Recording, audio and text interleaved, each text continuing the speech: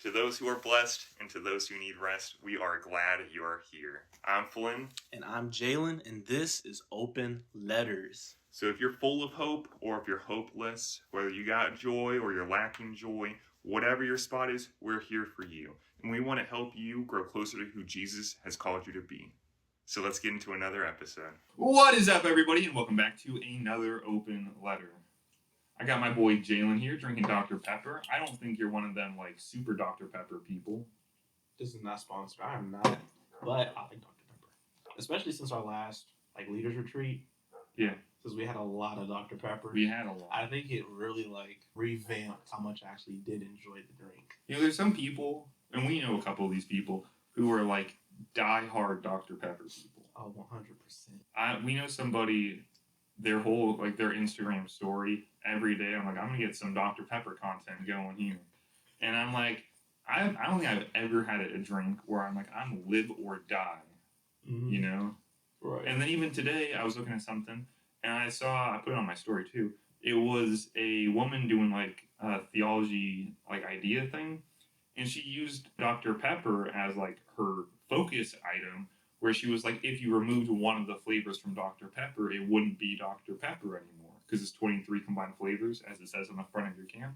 Okay. And she was well, with the fruit of the Spirit, you don't take out one of them. It's not the fruit of the Spirit anymore if you take out one of the fruit.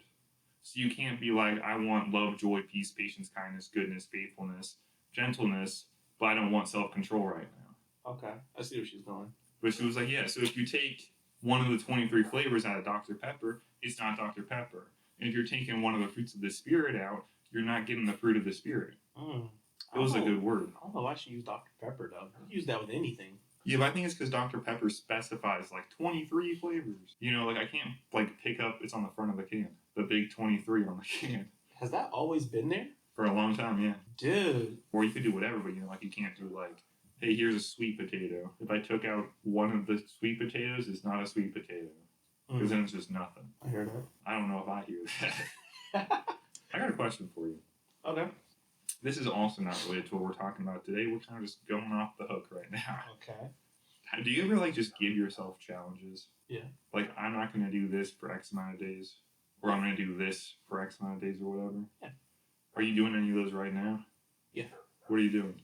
I'll say the first one is one bit of soda. Not doing soda or doing soda? Not drinking soda for X amount of days. I'm sorry for bringing that. No, don't do it. I rarely drink soda. Rarely. I made it a habit. I was I'm not doing this for a week or two. The last time I drank a Dr. Pepper was a couple weeks ago when we did the podcast. I hate to tell you this. That was exactly a week ago.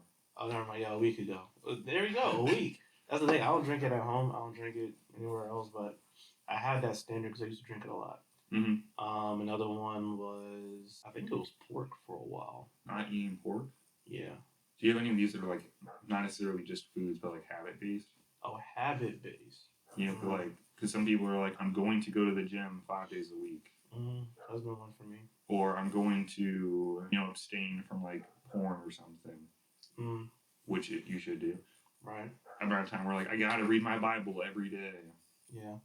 One I've heard recently is a person who does they have a challenge that they're calling the No Bible, No Phone, where you put your phone on top of your Bible and you have to read at least a chapter from your Bible before you can open up your phone. Okay. I'm not doing this challenge. I do it kind of anyway before this challenge was a thing. Okay. Where the first thing I do, I turn off my alarm, I wash my face, and then I read. I'm currently doing a Bible in the Year plan.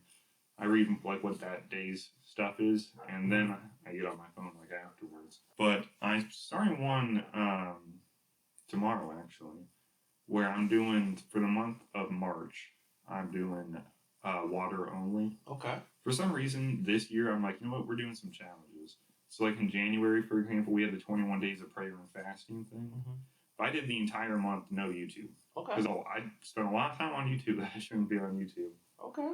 And then, you find out from there, it's wow, I use this a lot less now. I get on YouTube maybe once a week now. Which is similar, I think, to the Dr. Pepper thing. Because you're when you started it, you probably drank a lot of Dr. Pepper.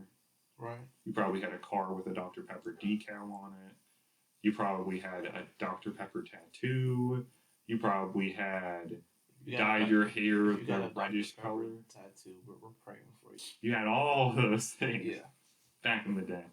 But even nowadays, you've slowed down on that. I'm still eating food and everything. I know, but only water. Yeah, because I'm like, I drink a lot of tea. I drink like body armor. Same. You know, getting sweet tea at every restaurant ever. Doing all those things. And I'm like, you know what? I wonder how many calories and like bad things I'm putting into myself. That's going to be kind of hard for me, but challenge accepted. And like, we got a bunch of like energy drinks. Yeah. From the Leaders Retreat as well. I've been drinking through those. And no one else drinks them in my family, so I'm like, okay, cool. I have to drink all of them before tomorrow starts that I had left over. So I drank 2 yesterday, and like my body kind of does okay with caffeine. Mm-hmm. I did not sleep, Doc. I went to bed and I was in there for a long time, still awake, and then I woke up like 2 different times. And I woke up in the worst position possible. Like my neck has just been hurt, and I'm like, cool. Anyway, that was a good 10-minute start to this episode. Oh my goodness. Okay. Are we ready to lock in and talk about what I'm ready to lock in focused on? and talk about what we were focused on. All right, so we're starting a series today, right? Yeah. Or the idea of a series. The idea of a series, yeah. Yeah, it's gonna be a little bit it's gonna be on relationships. It's gonna be on relationships. Yeah. What comes before a relationship, though? Singleness. Do you think we gotta talk about singleness if we're gonna talk about relationships? It is pretty important to talk about singleness if we're talking to relationships, because in singleness, you're kind of preparing for that relationship. You know, in that season of singleness, there's stuff that's gonna help build you as a husband or as a wife. Yeah. It's really important. You know, I just got the dumbest analogy in my mind. I feel like I'm normally good at analogies, but for some reason my brain was like, well, you gotta have iron armor before you get diamond armor. Okay. I mean, true. Minecraft. Yeah, like everybody goes through a stage of, you know, iron armor. Like it's good, it's sturdy, it's resilient, easy to find, you know, it's purposeful. It leads into this other thing. Not to necessarily say that marriage or relationships are better than being single, because the Bible is relatively clear that it isn't necessarily. But I would say they're kind of on equal playing fields. So I guess it's kind of like technically gold has a higher armor rating, but it has a lower durability. So I think if we're going to talk about it this way, hear me out on this one. Okay. I think that your season of singleness is your iron armor. Then your dating period is gold armor. Then your marriage is diamond armor. Okay. But if you also dedicate your life to singleness for the kingdom of God, then I think you're like, you got the netherite armor going on. Okay. You stepped it up a bit. Okay. But, you know, like, because I think most people in Minecraft are going to be using iron armor for a very long time. Yeah. Then you got your gold armor, which you might get because it looks kind of cool, and maybe you're hanging out with like piglins or whatever in the nether. Newer, kind of since I last played. Right. Doesn't last as long as the other stages, but like it's like the rough and tumble being like, is this person my type of thing? Yeah. Whatever. Then from there you get, you know, Old Faithful, the diamond armor. But then, you know, if you're living life singleness for the kingdom of God, you got like, you know, the armor of God on. Yeah. Netherite armor. I like that. This is kind of an unhinged episode. I like it. It's just going. I like it. But yeah, I think it's a good analogy. I think a lot of people, when it comes to singleness, shoot, I've done it. I'm sure you've done it. We shortcome singleness. We shortcome it. We're just like, you know what? We've been single for so long, or basically your whole life. And you're just like, you know what? The goal must be marriage. Or the goal must be dating. The goal must be that.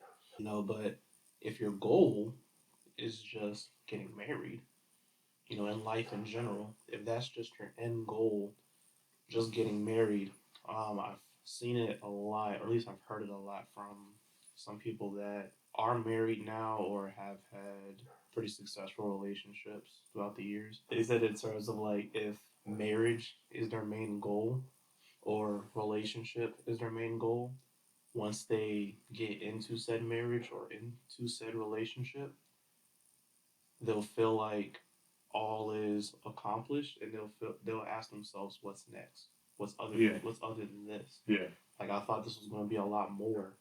than I dreamt it was going to be. I think with what you're saying there, a lot of people can turn a relationship or the idea of a relationship or the fantasization of relationships or marriage, and they make it an idol. I think a lot of people in those cases can turn a relationship or marriage further from the relationship into an idol where they're just like, this is what I need to get to. I think a lot of people do that too, like having kids, for example, where they're like, oh, I have to have kids. I gotta have them right away. Like, I got gnarly baby fever or something. And then those same people live like vicariously through their kid.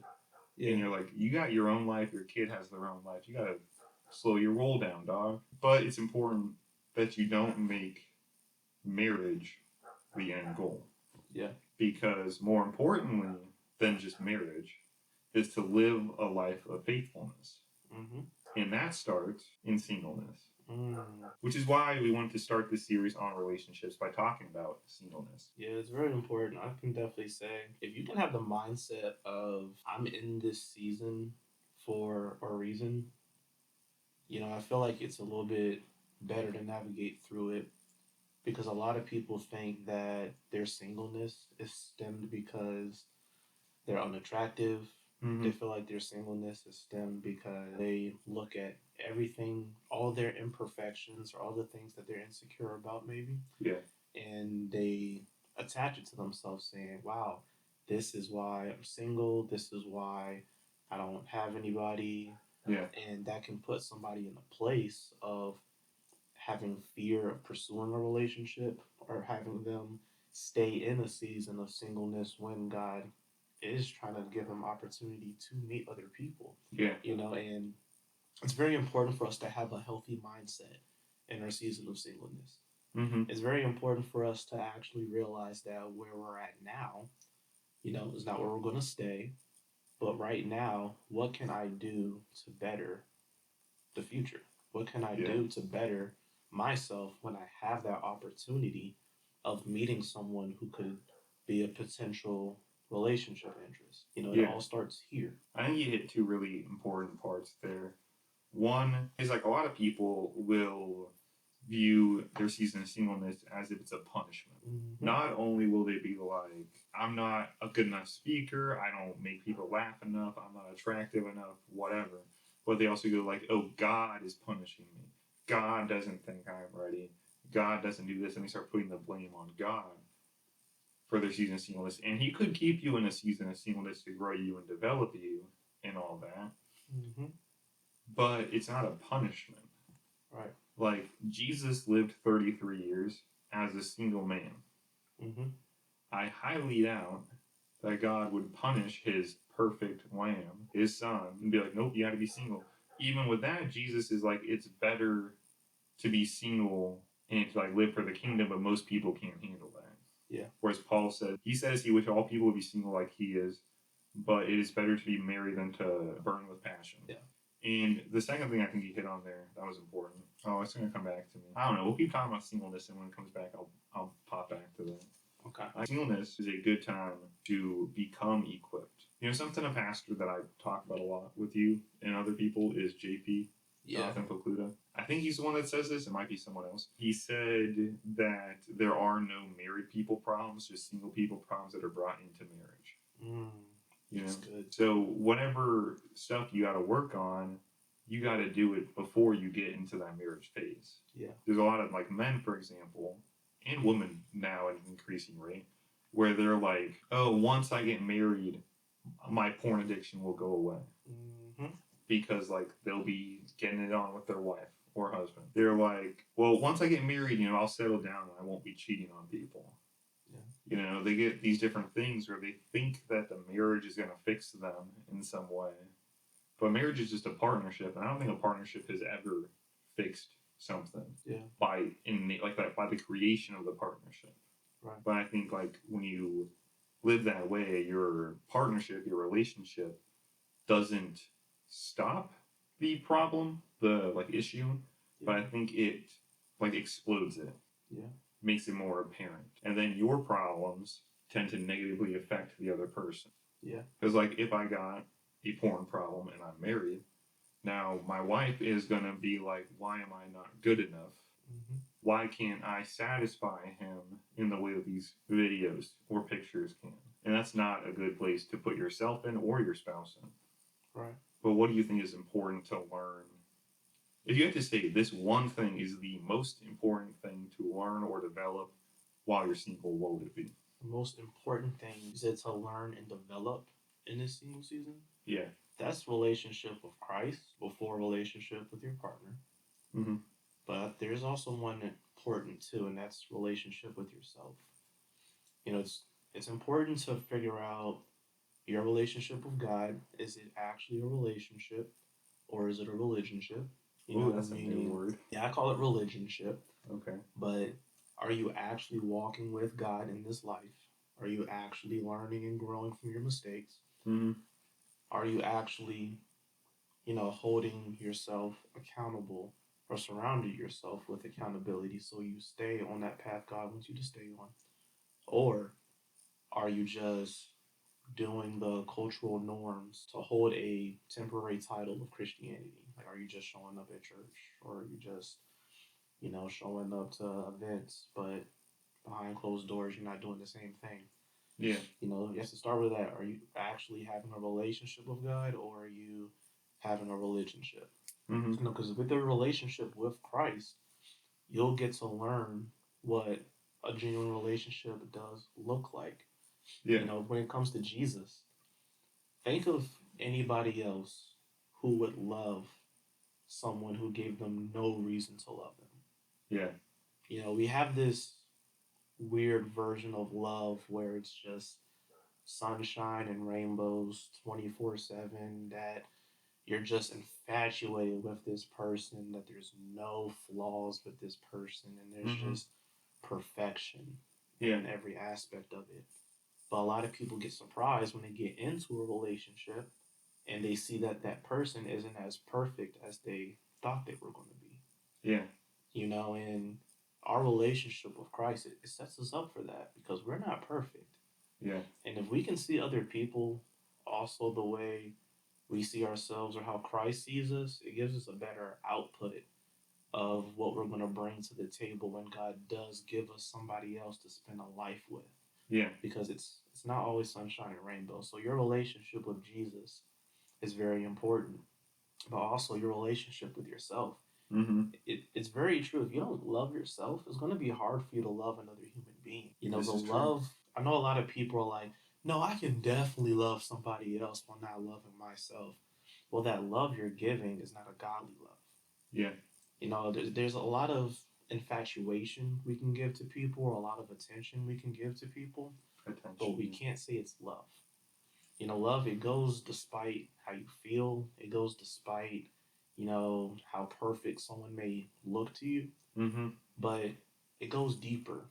It's actually a choice. It's like, even though this person may not be perfect here, even though this person may not always be, this infatuating or amazing person, I choose to be with that person. I choose to stay by that person's side. I choose to continue to walk this life with that person. You have to get out of that mindset of, I can love somebody else without loving myself. Yeah. We have to love ourselves. It's very important. Yeah, I think, that's a thing that I have been learning a lot myself. The two most important commandments, as Jesus says, is to love the Lord your God with all your heart, mind, soul, and strength. And the second is like it, to love your neighbor as yourself. Mm-hmm. Right?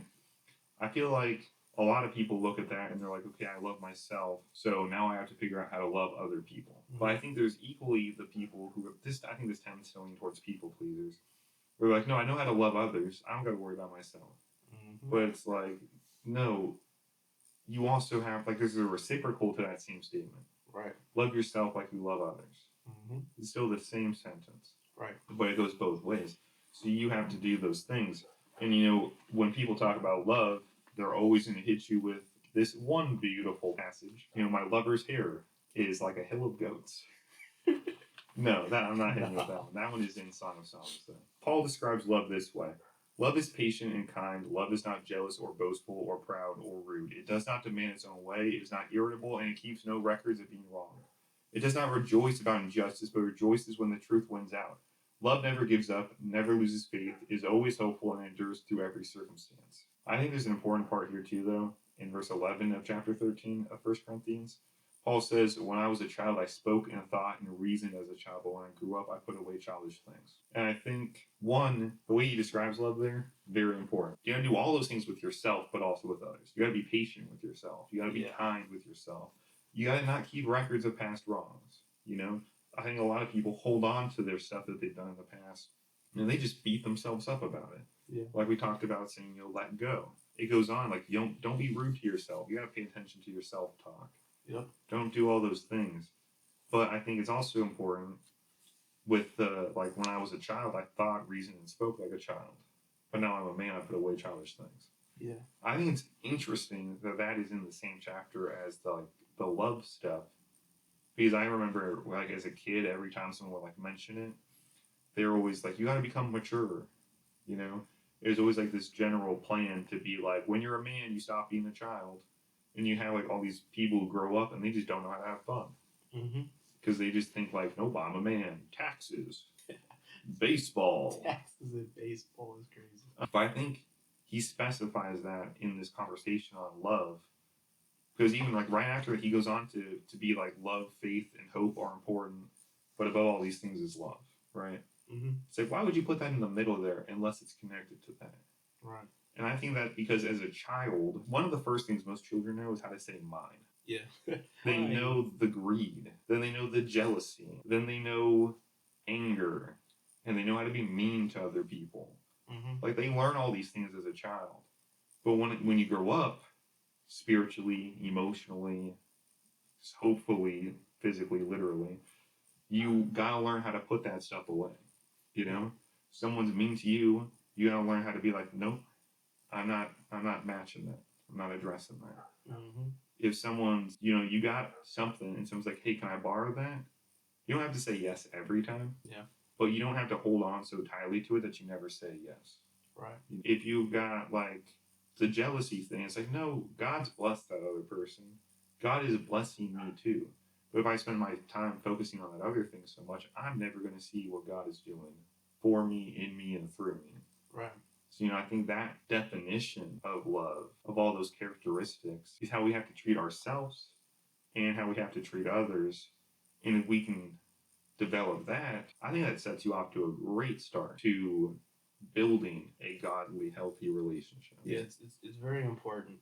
And I think it kind of helps too in this season of singleness. You know, a lot of people feel like they have this issue. And I call it the missing rib syndrome. I told you I create words or I create phrases. I feel like that one's probably pretty real. That one's okay. Good. Like searching for the one. They're looking for their missing rib. You know, everybody's looking for that person that's gonna complete them. We have to get out of that mindset of having that missing rib syndrome. Yeah. You know, it's not about finding someone to complete you. You know, it's more of someone to compliment you. You know, That's Adam, true. like you said, Adam was a whole person. You know, he had all of his ribs. Yeah. You know, and Eve, she was a part of Adam. You know, she was broken off from the other side of his rib.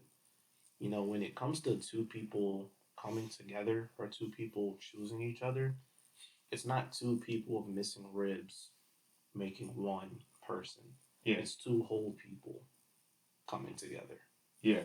You know, it's not finding someone who is going to heal your trauma or do everything good that you're terrible at. Mm-hmm. Or it's not about completion. Yeah.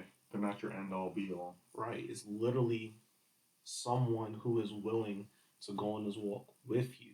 Yeah. And to help you grow. Who's going to keep you accountable in that growth. Is going to keep you focused on God in the midst of this relationship. Yeah. In the midst of where you guys end up. It's literally a partnership.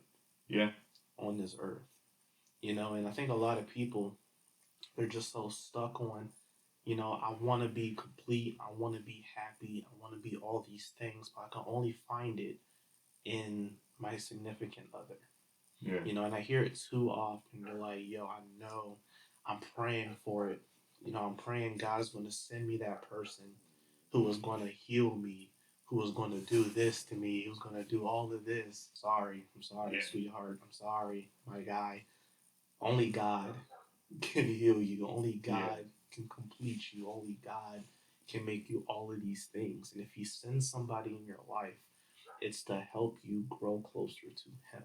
It's to help you stay focused on Him, and it's to help both of you guys continue this life, putting Him as the foundation of that relationship.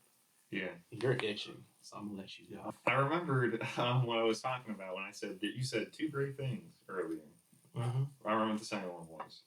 A lot of people they hit a point in their life where they're like, I'm waiting for God to send me my person or whatever.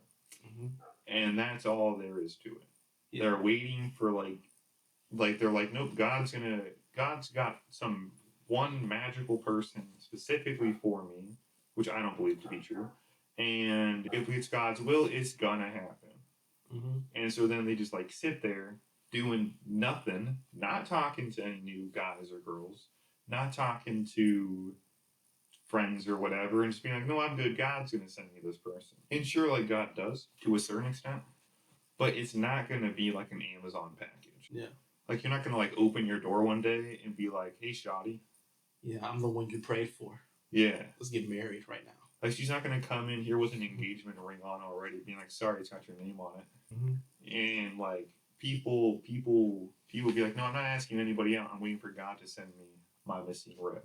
Yeah. And I'm like, this is silly goose behavior. Silly goose behavior. What do you expect to happen? God puts so many people in your life, and there are so many potentially great men or women of God that you could marry.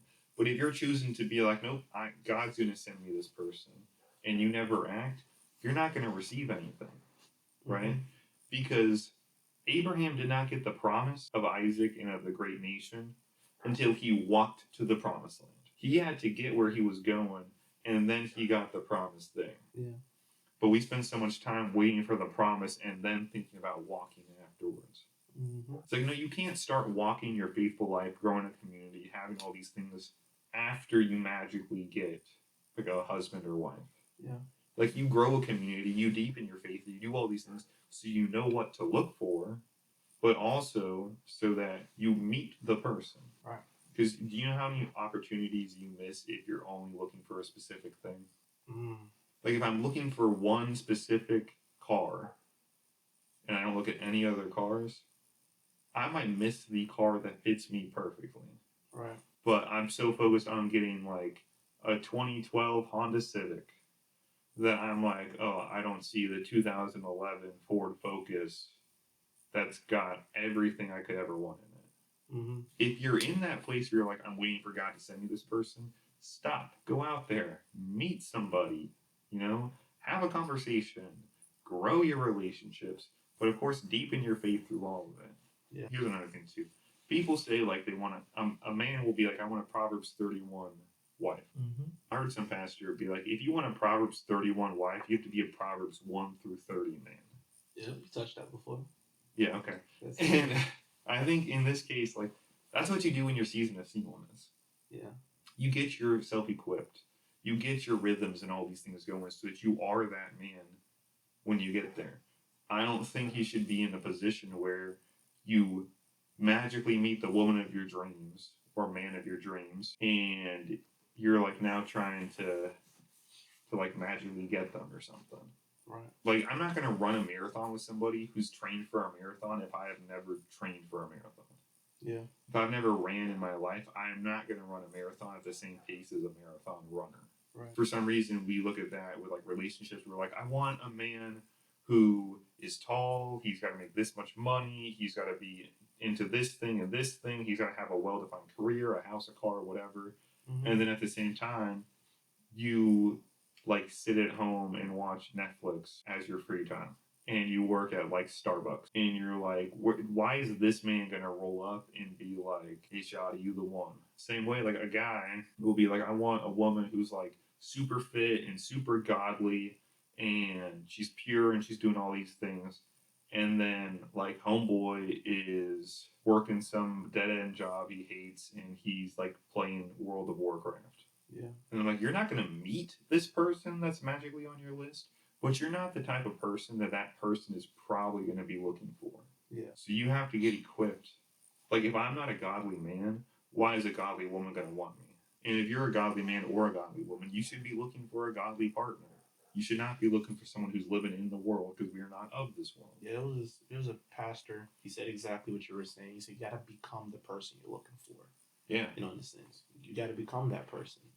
You know, and that doesn't just magically happen when you are with that person. It takes time to become Yeah. that person. And that's a lot of time you could be using in your season of singleness to become that person that you're praying for, to become that person that you want to spend the rest of your life with. And I think that's how we have a better way of loving ourselves. Yeah. When you're trying to become the person you want to spend the rest of your life with, you'll end up loving yourself. Yeah. You know, when you're focused on making sure you're in the right mind space, when you're focused on making sure that God is the center of your life, when you're focused on trying to better your life as a human being and as a man or woman of God, you'll find yourself loving yourself. Not a way out of pride, not a way of like, oh, I'm all this, I'm all that. No, it's just like, wow, you know, I'm actually okay. Yeah. I'm okay with being single right now because God is showing me so many different things. He's opening so many different doors and opportunities for me to take. You're not even thinking about it as much. Yeah. But then it's in those moments, I believe God is like, okay, here, meet this person. Yeah. Get to know this person. Yeah. Talk to this person. You get to choose. I think a lot of people don't realize it, that there's work that you got to put in when it comes to finding that partner. You got to find them. Yeah. You got to find them. You know, and it's not going to be obvious straight away. Some people, I forgot where I've heard this, but most people, out of 99% of the people that they've already been in contact with or met or in a friendship with or an acquaintanceship with, one of those people could be your partner. Yeah. Literally, one of those people could be your partner. But because you didn't choose to get to know that person, because you didn't choose to pursue that person, that percentage, it gets lower because you never took the initiative to actually try and find that person. Yeah. You know, if you're praying for that person, if you're praying for that special someone, I think it's very important to take advantage of this season of singleness and one, try to become that person. And two, once you find yourself in a better space becoming that person, finding that person. You have to look for them. There is no, oh, my wife is out there, or oh, my husband is out there, and you're sitting there doing nothing. You got to find that person. Yeah. I think it was JP. Okay. He told me about it. He said something about relationships, and he said for men, if you find a woman of God, or if you find like a woman who's very, very close to God, you know, ask that girl out on a date or something. JP says, for any person who's single, he says, find the godliest guy or girl you know, just ask him out. Right.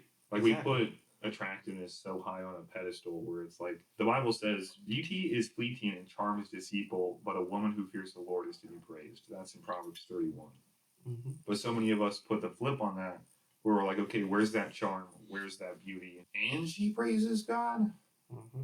Not, she praises God and she's beautiful, right, and she's charming. But like, also, we talked about this before too. If you meet a woman of God who is like following Jesus hard, most likely she going to be charming and she going to be beautiful. Yeah. If you're chasing after Jesus just as hard, yeah, you're like, this woman's got it going on. She knows what's up. Right, like your purpose and that infatuation or that, you know, that charmness you find in those people who are so focused on God, you know, it's mainly founded by those people who, like you said, are focused on God. When your focus is on relationship or your focus is on finding a wife or finding a husband or any of that stuff, you'll miss out on the qualities that matter, qualities that are important. You know, if you're just so focused on, oh, I gotta find me a man, or I gotta find me a woman who does X, Y, Z, does this only, Mm-hmm. you potentially are missing out on the person God has for you. What if the Yeah. person God has for you does not have X, Y, and Z, but they have the one thing that can help you grow closer to Him? They have the one thing that can help you stay focused in this life and answer the call in your Yeah. life that He has for you. I think attractiveness is important to an extent when it comes to you finding your partner, of course. I think attractiveness is like, it puts you on the scent, so to speak. Like, it gives you like, oh, this is a person of interest. Right. But then everything else builds the relationship. Right. Sustains the relationship. Right. There's a lot of things deeper than just the physical aspect when you Yeah. see someone. Yeah. You know, yeah, you can see someone and find themselves being attractive, but, and I know this isn't just me, I had a conversation with this before. There are some people that you look at and you're just like, wow, they are just like 10 out of 10s or like 20 out of 20s on the physical attractive scale. 20 out of 20, okay. Yeah, some scales be high, but it's funny. She's in 1,001 out of 1,000. She's in 1,001. But like literally, it's like you have these scales, but then when you actually get to know the person and when you actually like get to dive deeper than just what's on the surface, you know, that attractiveness can sometimes deteriorate. For sure. Literally, that's just you getting to know the person. Yeah. And so when you are looking for someone in a relationship, don't let physical attraction be your main goal. Yeah. You know, a lot of people, they go for the most handsome or the most gorgeous person that they've ever seen on this earth. And then they'll want to just stay with said person because they check everything on their surface level list. Yeah. You know, but we can't miss out on the things that God has for us. And that's the important thing in this season of singleness.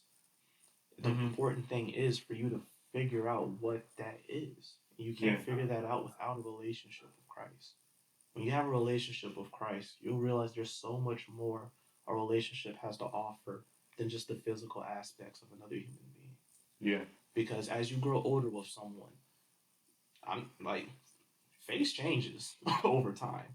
For sure. You know, you're gonna get older. You know, some older people, they just look amazing. I don't know what skin routine they're doing or like what they're eating and stuff. Yeah. But don't bank so much on the physical aspects of stuff. You'll miss out on the husband or wife that God has for you. Yeah. You know, have faith that whoever God does give you the opportunity to meet, God understands, you know, it's going to be someone attractive to you. For sure. You know, it's not always going to be attractive to everybody in your circle, but that person is going to be someone you are willing to spend a life with or is attractive to you. Yeah. You know, and when you meet said people, don't find it as, oh no, this person doesn't have X, Y, Z. No, get to know the people, get to know the person. Don't just judge it off of a physical aspect. I got two things I want to say as we close, as we approach the close. One, and I think this is an analogy I'll probably say every one of these times. When I was 14, there was a guy who was an English teacher from Indiana who was like our lead speaker guy at camp, the first camp I went to. And he said that when you're living life, run your race. You know, you're running your race. This is like, close your eyes, imagine this type of thing. Okay. Close my eyes. You're running your race, right? You're chasing after God. God's at the end of it. And you're chasing Him, pursuing Him, living for Him hard. You know, hitting that pavement hard. As you're running, you look over to your side. And as you look to the side, you're like, you notice somebody. You're like, okay, cool. There's another person running with me.